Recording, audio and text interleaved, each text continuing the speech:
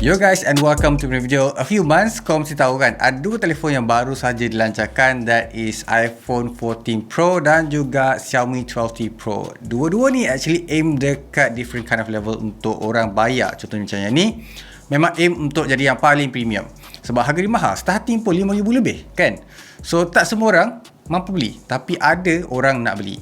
Yang ni pula harga dia starting RM2,699 untuk Xiaomi 12T Pro, and boleh pergi sampai RM2,999. Tak sampai RM3,000 pun. Tapi adakah dia ni memang aim untuk bagi setiap duit yang kau bayar tu berbaloi daripada yang ni? Sebab harga dia pun beza dah dekat RM3,000 dah kan.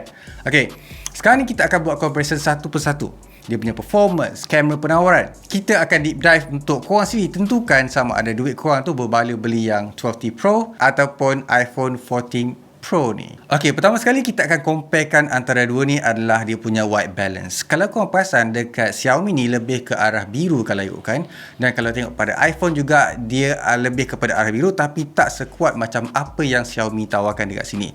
So dekat sini in real life aku kata lebih kepada putih daripada asal. So membuatkan aku rasa dua-dua ni ada dia punya calibration sendiri. Kemudian kita akan pergi ke arah color pula. Bagi aku, mata aku akan kata Xiaomi adalah lagi baik untuk dia punya tangkap gambar. Sebab dia boleh aktifkan AI mode dan dia akan boostkan color tersebut. Yang mana dekat iPhone 14 Pro ni kau akan nampak yang color dia memang is a bit flat, dan korang boleh adjust guna software ataupun apps yang ada dalam telefon korang.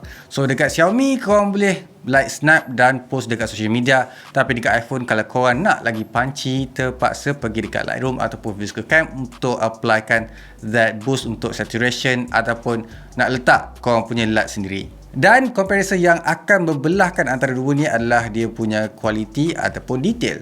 Untuk Xiaomi 12T Pro korang akan perasan dia punya detail agak tajam kan. Yang mana dekat iPhone 14 Pro ni pula dia pakai 48MP.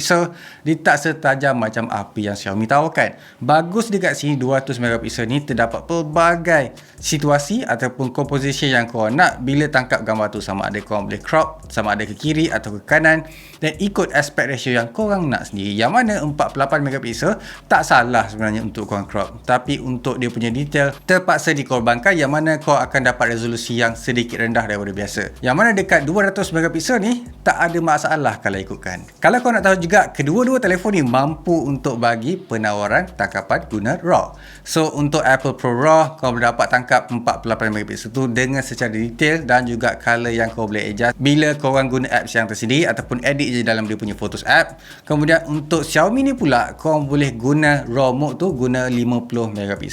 So tak salah apa yang Xiaomi buat, cumanya 200MP tu korang kena kecilkan jadi 50MP untuk activatekan RAW tu. 200MP hanya untuk JPEG sahaja. Tapi all in all still a good choice untuk tangkap walaupun 200MP tu untuk JPEG sahaja. Antara feature yang kau akan dapat juga bila ada Xiaomi 12T Pro ni adalah dia punya Pro Cut. So basically 200MP tu kau boleh crop mana-mana je kan, ikut korang suka. Tapi dekat Pro Cut ni dia actually boleh enablekan dia punya AI untuk determine mana yang bagus untuk dia punya composition sendiri. So kau boleh post different social media app ataupun social media platform untuk sekalikan ataupun untuk sesuaikan dalam platform tersebut. So dekat sini akan bagi plus dekat sini, yang mana dekat iPhone 14 Pro ni pula dia tak ada. Dia macam like kau tangkap gambar, kau nak enhance, kau nak crop, terpaksa buat sendiri. Xiaomi 12T Pro ada Pro Cut, tak ada masalah macam tu. Dan kalau kau nak tahu juga, untuk Xiaomi 12T Pro ni yang agak impresif adalah dia ada AI tracking tau. Software yang dipanggil tu adalah Pro Focus AI Tracking. So korang boleh detect muka, mata dan juga subjek yang bergerak contohnya, so that korang punya subjek tu akan sentiasa in focus. Yang mana dekat iPhone 14 Pro ni dia tak ada focus tracking. So nampak gayanya advantage yang ada dekat sini adalah Xiaomi 12T Pro. Kalau kau nak flexibility and kesenangan kalau kau nak tangkap gambar secara bergerak. Lepas tu kita akan cakap pasal dia punya video pula. Dekat Xiaomi 12T Pro ni dengan 200MP tu dia dapat rakam 8K at 24fps. Yang mana dekat iPhone 14 Pro ni dia boleh rakam at 4K dan juga 60fps. Maybe Apple limitkan 48MP sensor tu untuk rakam 4K at 60 je, yang mana Xiaomi dia guna full utilize dekat dia punya sensor untuk dapat rakam sampai 8K 24 fps. Sekarang kita akan cakap pasal dia punya penawaran prosesor, sebab dua-dua ni actually ada penawaran yang paling hebat yang ada dekat pasaran. Contohnya iPhone 14 Pro dia pakai A16 Bionic, a little upgrade daripada tahun lepas yang mana A15. Dekat sini dia dah pakai FinFET yang baru, that is 4nm process. So this thing supposedly lagi power efficient dan juga lagi powerful lah daripada yang previously. Lepas tu dekat Xiaomi 12T Pro ni pula dia pakai the latest and greatest Snapdragon, that is 8 Plus Gen 1. Untuk orang yang suka main game, this is a processor yang orang akan sentiasa beli ataupun orang akan sentiasa cari untuk dapatkan performance yang better and frame rate yang stabil. So dekat sini aku akan kata kedua-dua ni ada penawaran yang hampir sama je. So tak ada masalah. Cuma je dekat sini jauh paling beza adalah dia punya cooling system dekat iPhone. Dia tak macam Xiaomi 12T Pro, yang mana yang ni memang fokuskan untuk cool that processor a little bit more daripada yang lain. Alright, kita move on. Dekat sini kita akan nampak perbezaan yang agak ketara, sebab kita akan bercakap tentang bateri dekat dua-dua ni, sebab dua-dua ni actually size yang agak berbeza tau. So untuk iPhone 14 Pro ni dia punya bateri adalah 3200 mAh. Untuk flagship phone aku akan kata it's quite low. Okay. Lepas tu untuk dia punya charging support, dia boleh up to sampai 20 watt. Ada juga yang kata boleh support sampai 25 watt. Tapi dekat sini untuk dia punya charging time is actually quite long, that is 1 jam 20 ataupun 30 minit. Sekarang ni kalau ikutkan 1 jam lebih tu ataupun 1 jam 30 minit tak kira lama sangat, sebab kita selalunya charge telefon ni overnight kan, and biasanya telefon tu boleh tahan lama je kalau ikutkan, termasuklah iPhone ni juga. So dekat sini aku kata 1 jam 30 minit tu boleh diterima je.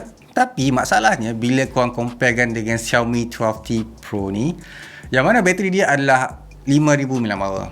It's really huge guys untuk 5000 mAh. So korang mesti cakap, well, macam mana nak charge telefon ni kan, since dia ada bateri yang besar, mesti lagi lama daripada iPhone. Tak, actually untuk Xiaomi 12T Pro ni dia pakai 120 watt tersedia dalam kotak. So dekat sini kau boleh charge 5000 mAh tu dalam masa 19 minit ataupun ke atas, ataupun kau tengah guna dia akan naik sikit. So 19 minit is really short kan.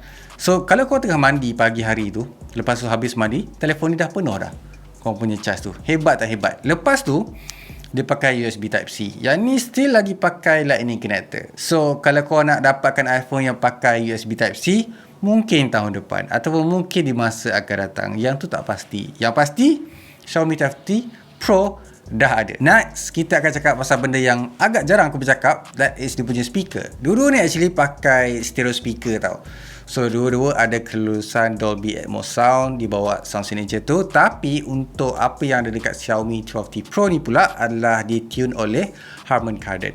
So dekat sini aku kata Harman Kardon quite win daripada iPhone, sebab iPhone ni bagi aku dia tak sekuat macam Xiaomi 12T Pro ni. And bila korang play any sound, dia akan activatekan that Dolby Atmos sound. Last but not least adalah dia punya screen. Dua-dua telefon ni actually size yang sangat berbeza and teknologi yang quite different. Sebab dekat Xiaomi 12T Pro dia pakai hole punch display yang kecil, yang mana dekat iPhone 14 Pro dia pakai dynamic island yang quite persoalkan juga and quite as fast untuk orang baru je nak beli iPhone. So untuk iPhone 14 Pro ni actually dia pakai dynamic island yang agak terganggu sebenarnya. Dia just kecilkan that notch, yang mana kalau kau play video dia akan interrupt juga, tapi dia tak adalah macam interrupt sampai tak nampak apa kan. Dekat Xiaomi 12T Pro, however, dia pakai hole punch yang bagi aku tak sangat mengganggu pun, walaupun dia still ada. Dan aku tak kisah sangat sebab dia macam kecil je. Overall, aku kata kalau kau nak dekat Dynamic Island ada dekat Xiaomi 12T Pro, boleh je install kalau ikutkan. Tapi nak ke? And then dia pakai teknologi 120Hz ProMotion display dalam iPhone 14 Pro, yang mana dekat Xiaomi 12T Pro sama juga 120Hz. Dan untuk touch sampling rate is quite high. Dan kalau ikutkan sama je antara dua ni dia punya touch sampling rate. Kalau korang perlukan skrin yang lagi besar, Xiaomi 12T Pro ni ada Crystal Retina punya skrin size 6.67 inci, yang mana untuk orang yang layan movie memang patutlah ambil ni, sebab dia akan optimiskan dia punya skrin dan juga dia punya speaker tu yang paling penting sebenarnya. Manakala yang ada dekat iPhone 14 Pro ni pula 6.1 inci je dengan ProMotion display 120Hz dan speaker memang Dolby Atmos, tapi dia bukan tune by Harman Kardon ni. So, tu je lah aku punya comparison antara kedua telefon yang agak kontroversial ni, that is telefon yang atas RM5,000 Dan Xiaomi 12T Pro ni harga starting RM2,699 version Pro tau. So kau akan dapat best bid dekat sini.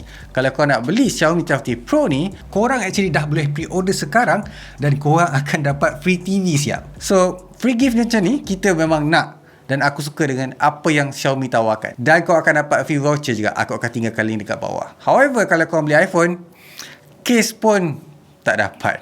Alright, yang ni dapat. So kau pilih lah dengan bijak. Alright guys, macam biasa, leave a like, subscribe. So keep smiling and I'll see you guys on my next video. Bye. Bye.